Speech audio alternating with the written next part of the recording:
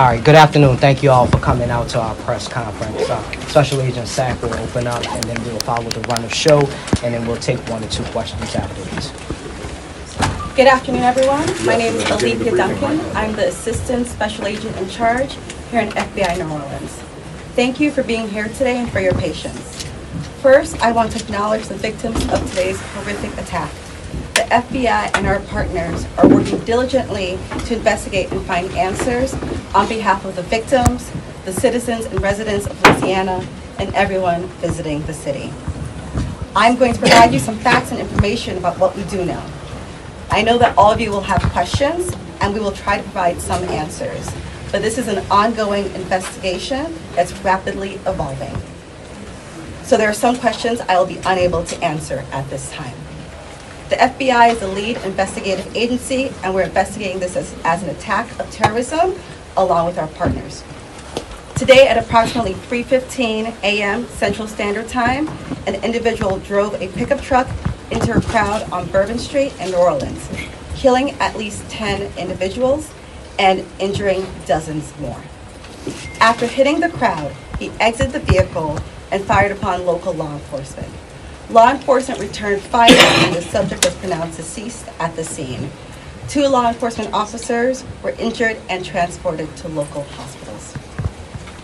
The subject has been identified as 42-year-old Shamsud Din Jabbar, a U.S.-born citizen from Texas. He was driving a Ford pickup truck, which appears to be rented, and we are working to confirm how the subject came in possession of this vehicle. An ISIS flag was located on the trailer hitch of the vehicle, and the FBI is working to determine the subject's potential associations and affiliations with terrorist organizations. Weapons and potential improvised explosive devices, IEDs, were located in the subject's vehicle. Other potential IEDs were also located in the French Quarter. As of now, 2 IEDs have been found and rendered safe. The FBI Special Agent bomb technicians, as well as our local law enforcement partners, have been working to determine if any of these devices are viable, and they will work to render those devices safe. The FBI, we are working with our partners to investigate associates. That's why we need the public's help. We are asking if anybody has any interactions with Shamsud Din Jabbar in the last 72 hours.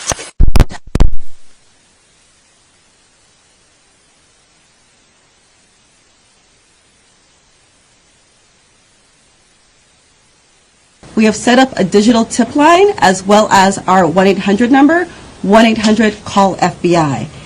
Please provide us with any information that can assist us in this investigation. Once again, thank you for your patience and assistance. For an updated statements or information, please check the FBI's website and our social media accounts. I will now turn over to Mayor Canal. Thank you. Thank you very much.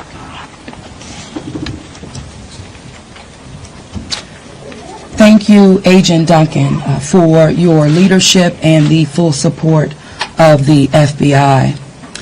First and foremost, I want to express my deepest condolences to the families and loved ones that were impacted by this tragedy on Bourbon Street and in the heart of the city of New Orleans. And I know that the entire New Orleans City Council grieves along right with me, no doubt about that, and our people and our families. My priority will continue to be to ensure that victims that remain on Bourbon Street now will be serviced and removed as soon as possible, but as stated, the FBI is in charge of this investigation and are doing everything that's happened. I also want to acknowledge hearing from President Biden, all of our federal partners, but most importantly, calling Governor Landry this morning, responded with haste, and we do say thank you. And of course, a demonstration of a unified support is right here in this room.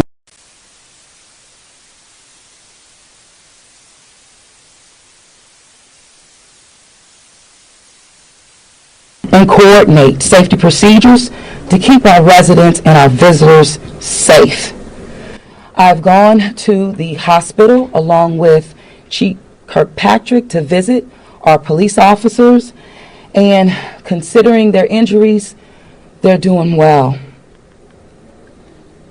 As I mentioned, this investigation is ongoing, and the FBI remains the lead in the investigation. It is an active crime scene as well. We are committed, no doubt, to uncovering all details surrounding this tragedy. And we're taking every necessary step to put even more safety procedures in place, especially given the nature of the investigation. I'm going to ask people to do not go around our secured area if there is no essential need to do so. It matters, and again, it is an active crime scene. I also want you all to know that the Greater New Orleans Foundation has set up a fund to assist victims, and that information will be provided to you. Thank you, Ganoff. Again, I want to thank this unified team. We're leaning in. We will be relentless, and we will do everything that it takes to render real justice. This team will. I want to also just thank our citizens for your heartfelt prayers. New Orleans is a world-class city, and I can say that I've heard from world leaders all this morning and up until now, in addition to my brother and sister mayors across this country. They're calling, they're responding, and they're standing with the city of New Orleans. And what they always say and want me to reiterate, they understand the resilience of this community. And we're strong in that regard, and I will say second to none. So with that, I'm going to turn it over to our governor, and as I mentioned, who has not wavered any in leaning in, providing the necessary support, and standing right here with me, and I say thank you, Governor. And I know the First Lady is standing with us as well. Thank you, Madam Mayor. Thank you. Again, I want to thank the Mayor. Since about 3:45 this morning, when she called me, we have all been working just around the clock to both secure the city and to solve this act. You know, again, I want to reiterate that our prayers go out with all of those who have been affected by this tragedy. I want to thank our law enforcement officers. I want to thank our medical personnel. I want to thank our first responders. And most importantly, I want to thank the two New Orleans police officers who not only laid their life on the line, but were able to eliminate the threat this morning. Let me say, we have made public safety a state priority from day one. And I think that if you look around me today, right now, and you look at the people who are standing around, that is their commitment as well. We intend to be transparent in assessing any defects that may have existed in the system so that we can address it. It's the only way to ensure that any mistakes that were made are corrected. Specifically, we have been trying and working very diligently to address security concerns in preparation for the Super Bowl since October. And it's interesting because, ironically, in preparation for the Super Bowl, I had intended to issue an emergency declaration tomorrow so that we could bring all of our federal, state, and local agencies to bear in preparation for the Super Bowl and Mardi Gras. But because of the events today, I have amended that emergency declaration and issued it today. So again, that declaration will allow our federal, state, and local partners to bring all of the resources necessary to get this city safe. In light of that executive order, I have also ordered the mobilization of a military police company. I've asked General Freelou to mobilize a military police company to assist both New Orleans Police and LSP and the FBI.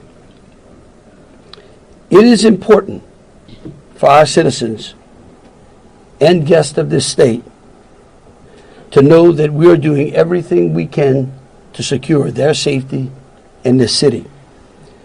We want to make it clear, the Superdome and the surrounding area is safe. But I've always said that the safety of this entire city is something that is always paramount to me. With that, I would like to turn it over to Jeff with the Super Bowl Commissioner. Jeff Dunley. Thank you very much.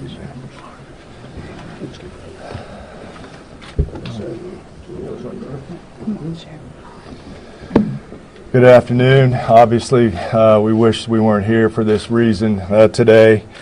The Sugar Bowl Committee has a 90-year history of being a good corporate citizen for the city of New Orleans, and that's why this tragedy hurts us as much as anybody right now. So our condolences, thoughts, and prayers go out to the victims and their families as we all work through this. Of course, anytime we have a major event in the city of New Orleans, public safety is paramount, and we have full faith and confidence in the governor and the mayor and all the assets, the federal, state, and local resources that they've applied to this event so that we can ultimately bring those responsible to justice and carry on with the major events that we have in front of us. Speaking of which, we were scheduled this evening to have a CFP quarterfinal played in the Superdome at 7:45. We have been in consultation with ESPN, with the College Football Playoff, with the Southeastern Conference, with the University of Georgia, with Notre Dame. All parties and all agree that it's in the best interest of everybody in public safety that we postpone the game for 24 hours. Work is fast about to set up a safe and efficient and fun environment for tomorrow night. There'll be more details on that in the coming hours, but for now, that's the plan, that we're going to move forward and play the game. And again, we reiterate our thanks to everyone up here for the important work they're doing. We live in the fun and games world with what we do, but we certainly recognize the importance of this, and we're going to support it 100%. So thank you. Thank you. I'd like to bring up Senator Kennedy.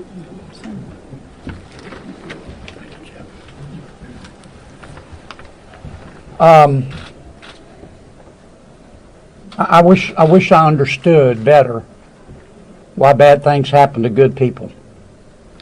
If I make it to heaven, I'm going to ask. For those people who don't believe in objective evil, all you have to do is look at what happened in our city early this morning. I am, if this doesn't trigger the gag reflex of every American, every fair-minded American, I'll be very surprised. I'm here because these are my people. I'm here because these are my people's friends. I'm here because there are a lot of Louisianians that are scared tonight. I don't want them to be. There's a lot of information going around. Some of it is actually true. Some of it isn't. The federal government is now in charge of this investigation. By that I mean the White House, the FBI, the Department of Homeland Security, and the Department of Justice. I have not talked to the FBI. Maybe they've talked to my staff. I don't know. I did talk to the Secretary of Homeland Security a little while ago.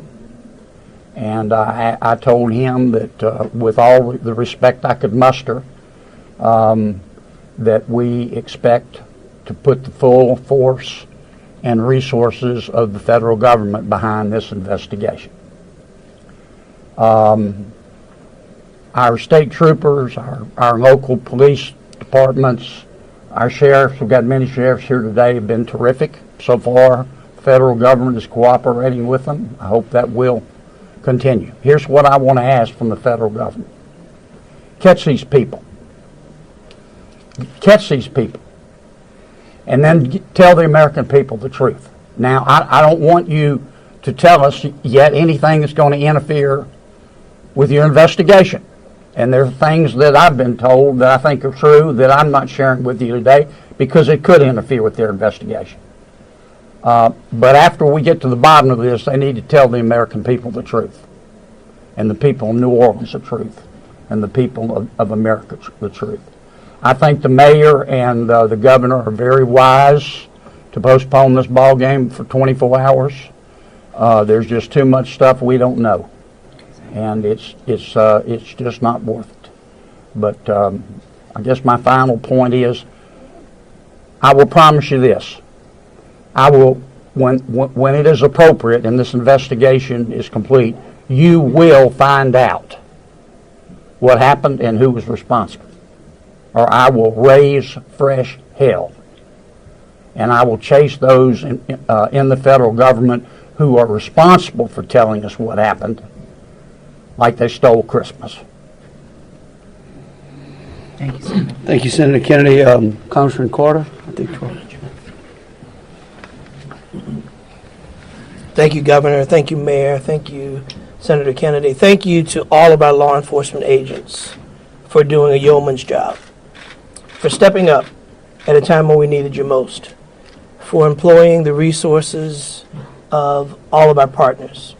This is all hands on deck, from the White House all the way down. I've been in communication with the White House since early this morning, Secretary Mayorkas, leaders in all of our federal, local, and state agencies. The President has made it very clear that he intends to bring every resource to bear to not only tell the truth, but to provide the resources to bring these cowards to justice. I want to personally thank the men and women in uniform who put their lives on the line to protect our citizens and our visitors.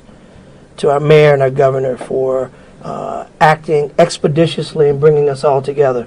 To our sheriffs from the surrounding areas who have been Johnny on the spot, recognizing that if it happens in New Orleans, it can happen anywhere. We don't have the luxury of being myopic. In this community, we work together. We don't point fingers. We don't blame. We go after the bad guys. Let it be clear that the full faith and credit of the United States and every agency therein is on the ground, working. And for those who may have played a role in this horrific act of cowardice, we will find you. We will bring you to justice. New Orleans is a place that heralds its ability to protect its citizens, that heralds its ability to manage major events, Super Bowls, Sugar Bowls, Mardi Gras, Jazz Fest, Essence Festival. You name it, no one does it better than law enforcement in New Orleans and in the surrounding area. Kudos to those 2 officers who've been wounded. Our hearts go out to those who lost loved ones. Our hearts go out to those who are wounded and on the mend in the hospital. Citizens, now is the time to stay calm, to be vigilant. This is not a time to come out to sightsee. Listen to your federal, local, state officials. Be vigilant. If you saw something, say something. If you know something, tell someone. There are tip lines, there's information available. Please, all hands on deck. Rest assured that the decision that was made to postpone the game was not done lightly. It was done with one single thing in mind: public safety. Making sure that the citizens and visitors of this great city, not only for this event, but for every event you come to in Louisiana, that you will be safe. And we will use every resource possible, as the governor has said, as the mayor has said, and every law enforcement agent here has said. Our energy, our commitment will be to make sure that you are safe now and for every event in the future. God bless you, and let's stay strong. Thank you, Congressman. Attorney General.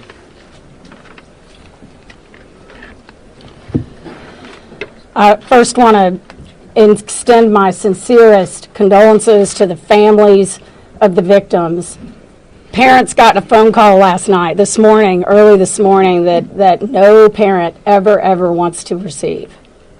And as a parent of children who come to New Orleans and spend time here, I know that that is just something that, you know, we hold our breath sometimes till they're home safe, and some people did not come home safe. And we also have some people who are fighting for their lives right now in the hospital. So I'd ask everyone to pray for them.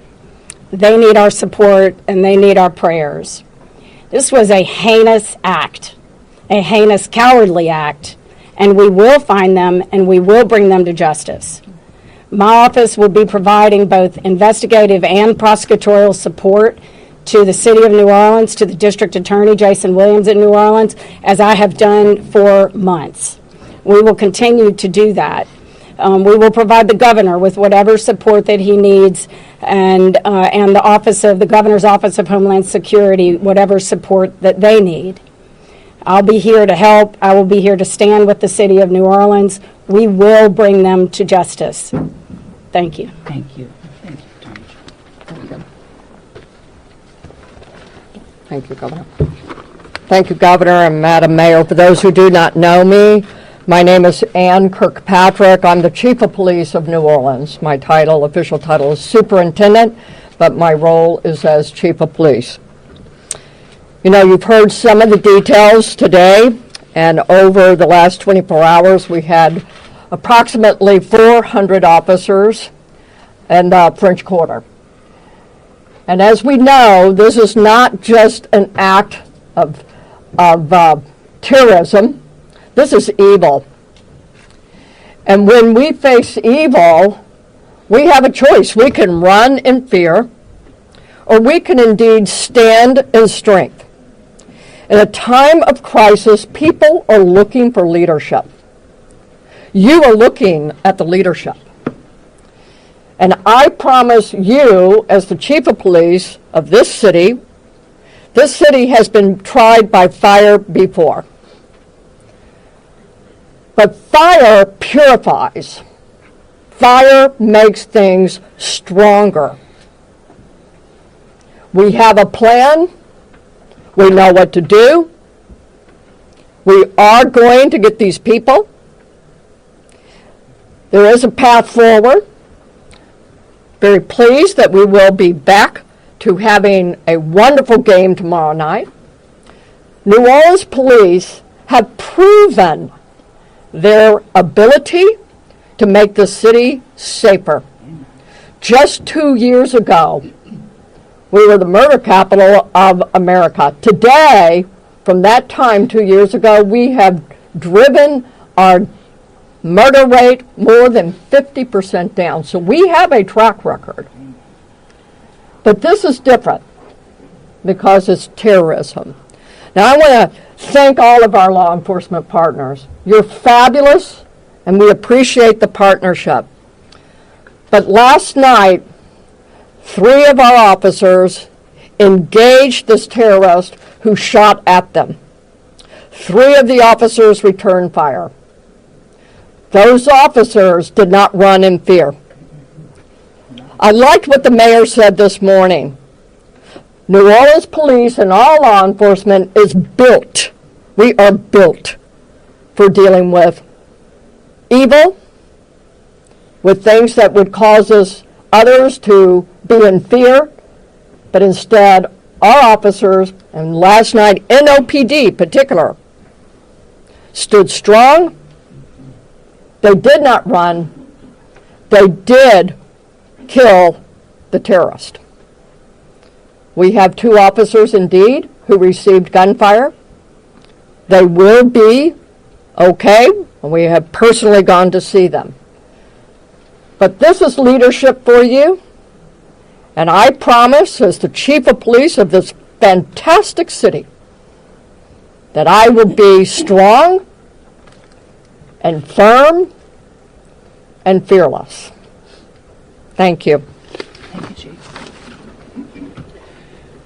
Thank you. In wrapping it up, I want to just close with a couple of things. I want to thank Senator Kennedy and Congressman Carter. I want to thank again all of our law enforcement officers out there. I want the families of the victims to know that I will be issuing an executive order that tomorrow, when Notre Dame plays Georgia, every flag of every state building in this state is going to be at half-mast. In remembrance of them, but remembering something else. That fear in this state is a liar. And these folks right here are going to make sure that justice is served. And for the citizens out there that were thinking, well, man, do I really want to go to the Sugar Bowl tomorrow? I tell you one thing, your governor's going to be there. That is proof, believe you me, that that facility in this city is safer today than it was yesterday. And as we come to additional events in this city, I know in speaking with Senator Kennedy and Congressman Carter and the FBI, acting director, and the incoming administration, that they are going to ensure that this city has the resources necessary to protect our citizens and our guests. And so with that, we'll take some questions. All right, if you could, we'll start over here with CBS. Katie, we'll work our way across the room. If I miss you, just give me a holler. I may not see you. Go ahead, Katie. Thank you, sir. Katie Weiss with CBS News. I think this has been a really tough day for a lot of people, but at this point, we're hearing that the death toll, according to some FBI sources, has gone up to 15. Is this true? Who was the answer there? Yeah. I can speak for it, You- I guess, unless you have a final number. We do not have a final number. We know that we have confirmed 10, but we did have people who had been transported who were in critical condition. And so I do not know that, but I can confirm 10. And one quick follow-up question, if I may. We know that there have been some local records in Texas about a misdemeanor background on this suspect. Any signs or warnings ahead of time about this person or their plans for what happened this morning? Because that is the investigation part, I will give the FBI. At this time, we cannot go into details about the subject's history. What I can tell you, the person was an Army veteran. We believe he was honorary discharged, but we're working through this process, figuring out all this information. The goal with the FBI is providing you with the most accurate and complete information. So once that information is confirmed, we'll make sure we push that out. Thank you. Ariel. At this time, do you know exactly, as far as the victims, how many are from here in Louisiana versus out of state, and their ages maybe? At this time, I can't go into details about all the victims. We want to make sure that the family is notified appropriately before we put any information out there. So once the families are all notified, then we'll go ahead and release a statement to everyone. And I would ask the press, in relation to the victims and those that are in hospital, if we could just refrain from worrying about them so their loved ones can take care of them, and the medical personnel that are trying to get them out of the hospital can do so. And as information becomes available, but we want to respect the privacy of those who are still either fighting for their lives or being cared for. Thank you. A follow-up, if I may. Go ahead. You guys mentioned accomplices. You don't think that the suspect acted alone. About how many more suspects are you guys looking into at this point? It's a range of suspects. Right now with the FBI, we do not run a rule anything out, so that's why we're asking if anyone has had any interaction with the deceased subject Jabbar in the last 72 hours. Provide us with this information. You can provide us that information through 1-800-CALL-FBI or our digital tips line, which is available on our social media website, as well as the big FBI website. Can I say something right quick? Tell me who you're with. WDSU. WDSU. Okay, and CBS. NBC's over here on the right. Oh, that's an unusual position.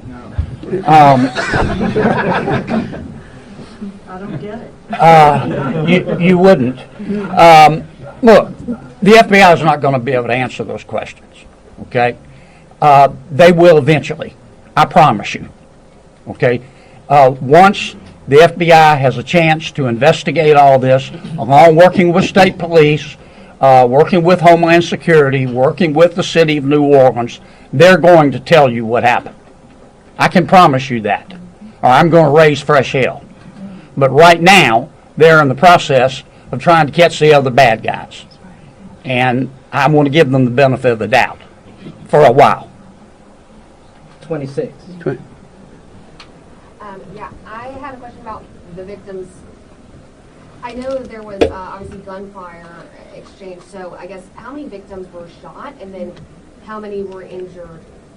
Look, again, let me reiterate both Special Agent Duncan and Senator Kennedy. There's a lot of, I get that y'all want to know minute details. What we don't want to do is impede this investigation or spend any time talking about things that don't get us closer to hunting these folks down and securing the city. And so at a particular point in time, we will release as much information as we can. But at this time, in relation to the investigation, I would ask y'all to refrain from those. So, ladies and gentlemen, if we were going to just have more of the same, as the governor just said, we're going to provide that information, but we're going to wrap the press conference now. Hold on a second. Hold on. Let me finish. You weren't listening. If all of the questions are more of the same, what the governor just said in position, we won't be doing that to provide that information. And if you have a quick, different question, then let's do that quickly and move on. Okay. My question. You say there are multiple Ma'am. Hold on. Think who was next? We had over here. Hi, Rachel Wolf from the Wall Street Journal. You said you were confident there are multiple suspects involved. What makes you confident in that? Well, like, why would we tell you that? Again, again, we want to answer pertinent questions. But anything that would lead to impeding or endangering this investigation is not going to be said, okay? And we will, as information unfolds, this is a very fluid process. And remember something too, we're doing two things. We're hunting some bad people down and we're securing the city too. We're getting ready for a Sugar Bowl tomorrow. So if y'all would, again, if you have questions regarding Sugar Bowl, the safety of the city, or something to that effect, we're happy to answer. Over here. Okay, go ahead. Go ahead, Alyssa. Usually in parts of the French Quarter, specifically in parts of Bourbon Street, there are bollards. We're hearing that some of those may have been down because of repairs. Can you speak to that? And maybe was there any backup option of putting a truck there or an NOPD car there? Well, let me tell you, yeah, one, I'm going to let the mayor answer. I want you to know that's one of the first things I thought of this morning when the mayor called me, okay? And I will tell you that whatever the problem was is going to be solved. Thank you, Governor. Thank you, Governor, and thank you for the question. I do understand that it's been on your radar since this morning. As it relates to the bollards on Bourbon Street, over 10 years ago, over 10 years ago, the city of New Orleans implemented an infrastructure project placing bollards on Bourbon Street. Shortly thereafter, the malfunctions of those bollards ensued from Mardi Gras beads on down. But the New Orleans Police Department, of course, deemed them inefficient because they did not operate the way that they were intended to do. Because the city of New Orleans is hosting Super Bowl this year, it gave the city of New Orleans an opportunity to go further and deeper with infrastructure improvements, as we've been talking about. So as a result of that, we were able to build in bollard replacement into our Super Bowl infrastructure package. And because of that, the city of New Orleans has moved forward with that infrastructure that is nearing completion. Bollards were not up because they are near completion, with the expectation of being completed, of course, by Super Bowl, way before Super Bowl. But that is the reason. Now, the New Orleans Police Department and Chief, you can speak to the deployment to respond to our needs and existing conditions. All right, so we have been aware of the bollard situation for a long time, and we did indeed harden those target areas where the bollards are. We had patrol cars out there as a hard target, as well as with barriers. Now, I want to share with y'all, if you did not know, that this particular terrorist drove around onto the sidewalk and got around the hard target, where he did have a car there, we had barriers there, we had officers there, and they still got around. Now, the wedges that you see out there as well, we knew that that had malfunction problems. And I want you to understand, let's say we put the wedge up and it got stuck. There is no way that ambulance could get in or out, people couldn't get in and out, so we knew that these were malfunction. So we did indeed have a plan, but the terrorist defeated it. Yeah, let me just say this. We recognize we got a problem right here, right? We're going to fix it. It is going to be a top priority as we go into the Super Bowl and Mardi Gras. And the solution that we're going to come up with is going to be a permanent one. It's going to be placed into the standard operating procedure of having major events and securing that quarter. A follow-up, if I may. Obviously, Super Bowl postponed till tomorrow, but I'm sure after that game, a lot of people are going to want to celebrate. Are there plans to keep Bourbon Street closed? What does that look like? So right now, Bourbon Street is an active crime scene, and the FBI is in charge of it. When they clear it, and it does not become an active crime scene anymore, we're going to open it up. Potentially. Olivia Vidal with Fox 8. Can we ask about this military police presence that you want to call it? Is this a private security like Blackwater? Also, would that be a first that a private security firm is mobilized to supplement local and state law enforcement? No. We're not. This is our National Guard. Yeah. These are our citizens that we bring it in. It's a military police company that we recognize we need some more resources. We need some more boots on the ground because, again, what we're doing now is twofold. We've got an active investigation and we've got enhanced security. Before this event, we were just enhancing and working on security. So we brought some additional resources.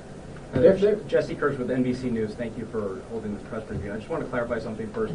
You were just talking about bollards that are being repaired, talking about a lift gate that are replaced and then a lift gate that's not been working. Was there a vehicle in place of that lift gate last night? Were there things in place of those bollards which are being repaired? Sure, the chief spoke to the plan in place, and that is yes. That was indeed. So anything that is currently in the midst of being repaired had a backup replacement? It had vehicles and officers were there where all of those ballasts have been. We had that, we knew, so we did have it. And like I said, in this particular case, terrorists just went all the way around up onto the sidewalk. And the lift gate, what about for the lift gate? Was there a vehicle like backing in and out to block that lift gate area, or was that just down and open? So that's what we've heard from witnesses. Captain.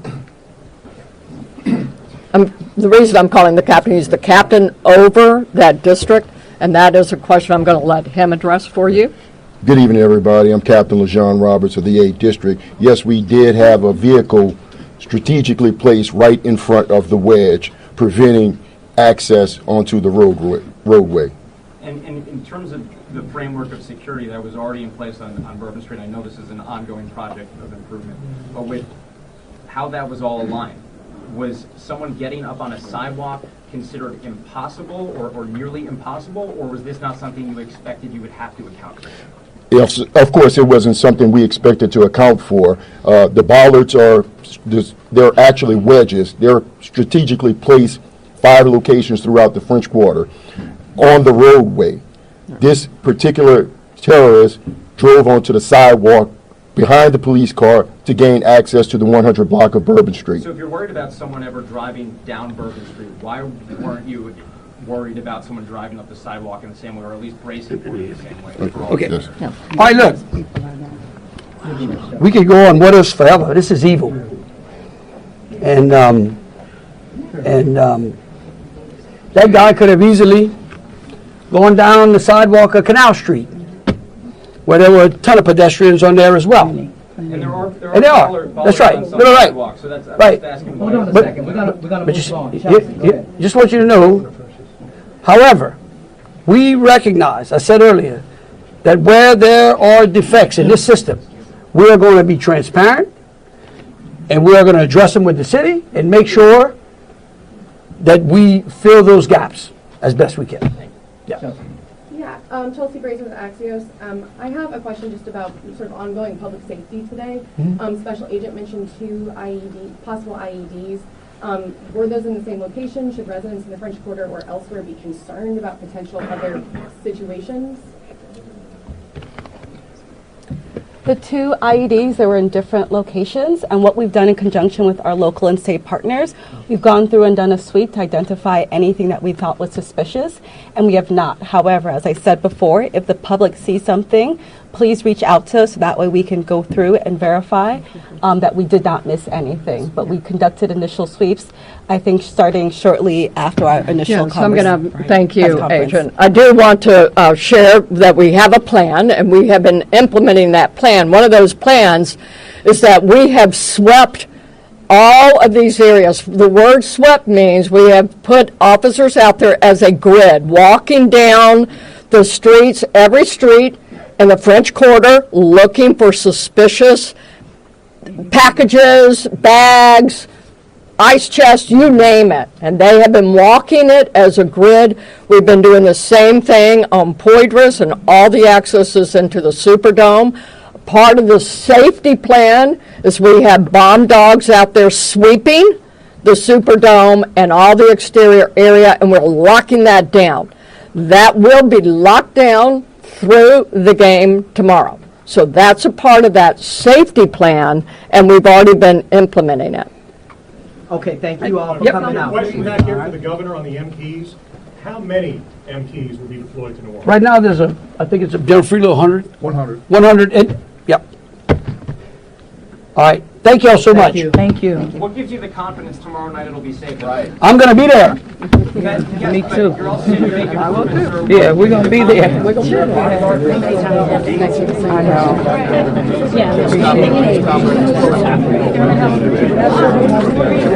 Mayor, I think some of my Let me get that straight.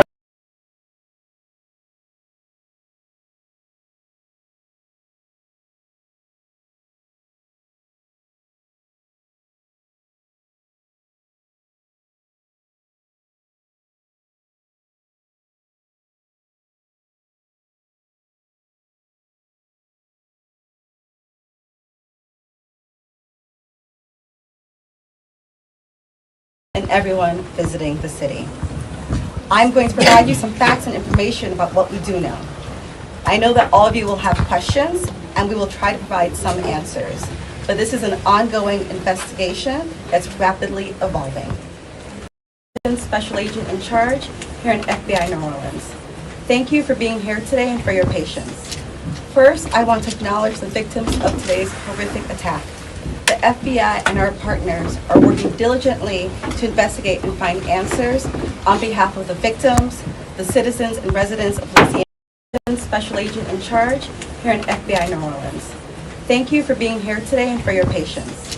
First, I want to acknowledge the victims of today's horrific attack. The FBI and our partners are working diligently to investigate and find answers on behalf of the victims, the citizens and residents of Louisiana, and everyone visiting the city. I'm going to provide you some facts and information about what we do know. I know that all of you will have questions, and we will try to provide some answers. But this is an ongoing investigation that's rapidly evolving. So there are some questions I will be unable to answer in this investigation. Once again, thank you for your patience and assistance. For an updated statements or information, please check the FBI's website and our social media accounts. I will now turn over to Mayor Canal. Thank you. Thank you very much.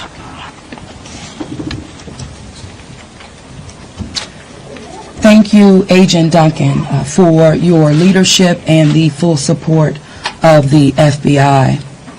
First and foremost, I want to express my deepest condolences to the families and loved ones that were impacted by this tragedy on Bourbon Street and in the heart of the city of New Orleans. And I know that the entire New Orleans City Council grieves along right with me, no doubt about that, and our people and our families.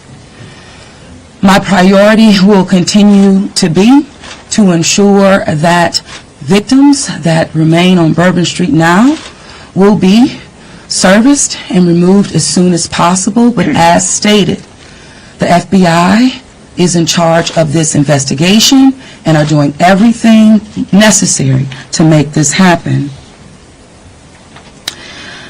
I also want to acknowledge hearing from President Biden, all of our federal partners, but most importantly, calling Governor Landry this morning, responded with haste, and we do say thank you. And of course, a demonstration of a unified support is right here in this room.